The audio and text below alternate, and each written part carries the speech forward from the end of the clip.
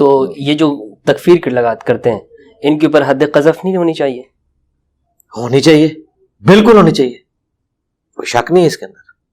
ان کو جیلوں میں ڈالنا چاہیے جب تک یہ توبہ نہ کریں، ان کو نکالنا نہیں چاہیے، یہ میرا تو خیال ہے. اور جو عادی مجرم ہے ان پہ تو وہ فساد فی الارض والی سزا لگے. تو آپ کیا سجیسٹ کریں گے حکومت ناموں کے نام بتاؤں میں کس کس کو؟ نہیں سجیسٹ کریں گے گورنمنٹ آف پاکستان کو کہ وہ تکفیر کی پاکستان میں کوئی سزا نہیں ہے، اس کی سزا مقرر کی جائے. جی سزا ہونی چاہیے. کیا سزا ہونی چاہیے؟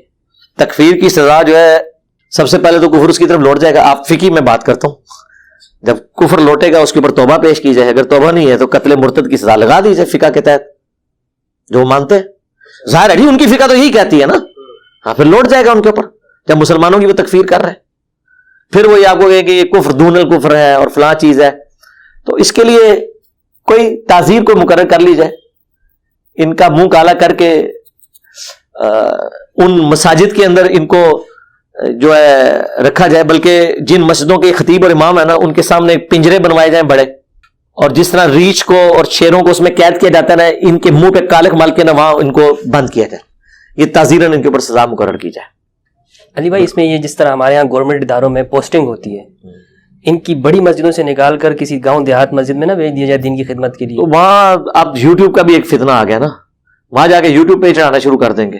ان کا مسئلہ بس یہی ہے کہ، اور دوسرا یہ کہ ان کو پذیرائی نہ. میں سمجھتا ہوں پڑھا لکھا طبقہ یار کوئی ان کو نہیں سنتا. مجھے بتائیں کون سیریس بندہ ہے جو سن رہا ہے؟ اور ڈنگروں کی کمی تو نہ پہلے تھی نہ اب ہے. جی طارق مسعود صاحب ماشاءاللہ کتنے ملین لے کے بیٹھے ہوئے ہیں. نہیں تو طارق مسعود صاحب تکفیری تو نہیں ہے نا یار، یہ تو نہ الزام ان پہ لگائے. ہمارا ان سے لا کے اختلاف تکفیر تو نہیں مکرتا ہے. ایک دو جگہ جذباتی ان سے جملے نکلے، انہوں نے اس پہ معذرت کر لی ہوئی ہے.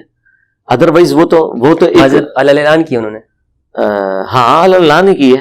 وہ تو دیکھیں مطلب پیار و محبت کی بات کر رہے ہیں. جو ایک ہے وہ چاہتے ہیں، وہ تو ایک دنیا میں جو سروائیور کے لیے ایک اچھا بندے کو انسان بننا چاہیے وہ بنے ہوئے. آپ دین سے ہٹ کے ان کو دیکھیں نا. ایک کامیاب یوٹیوبر ہیں، وہ کامیاب یوٹیوبر وہ تو نہیں ہوگا جو تکفیر کرے کسی کی، اس کو کون سنے گا. کامیاب یوٹیوبر وہ ہوگا جو اچھی اچھی میٹھی میٹھی ایسی باتیں کرے جو لوگ سننا چاہیں. تکفیر کرے گا تو لوگ اس کی بات کیسے سنیں گے. اور تو طارق مسعود صاحب جو ہے وہ کوئی اس طرح کوئی مفتی یا کوئی محقق تو وہ نہیں ہے نا. وہ تو ایک اچھے اسپیکر ہیں جس کی وجہ سے ان کی پذیرائی ہے. ادروائز علمی گفتگو تو آپ کو پتہ کتنی کرتے ہیں، مجھ سے زیادہ بہتر آپ سمجھتے ہیں. وہ تو نقال ہی ہوتے ہیں، بس بات سن کے آگے بیان کر دی. وہ تو فتاوا لکھتے ہیں. میں نے تو ابھی تک کوئی آیت حدیث بھی ہیں اور نکاح بھی ہیں. چلیں وہ ایک ان کا ذاتی معاملہ ہے، وہ ان کے ساتھ ہے.